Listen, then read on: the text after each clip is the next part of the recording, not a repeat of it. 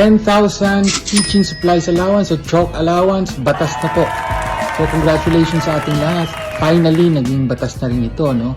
Unang term ko pa lang sa Kongreso nang una nating i-file yung House Bill para sa pagtaas ng teaching supplies allowance. 2011 pa po yung taon na yun.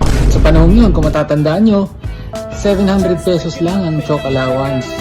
Ngunit kagyat, napataas natin, nagawa natin 1,000, tapos naging 1,500, eventually naging 2,500. No? At ngayon, dahil sa batas na to, na taon-taon ay nilalabi natin sa Kongreso, ay magiging 10,000 na po by 2025. Isang tagumpay, pinapakita na sa pamamagitan ng sama-samang pagkilos ay nating ipanalo ang pagpapaganda ng mga benepisyo at kalagayan sa paaralan para sa mga guro, para sa mga estudyante. In the meantime, alahok po tayo sa pirmahan ng batas na ito sa Malacanang.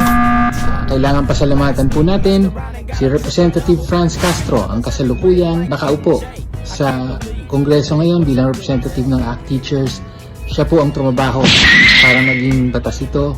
Again, sama-sama po tayo, marami pa tayong laban na kailangang ipagtagumpay para sa kagalingan ng mga guro, kawani at estudyanteng Pilipino, no, para sa ikagagaling ng edukasyon sa ating bayan. Congratulations, hanggang sa susunod.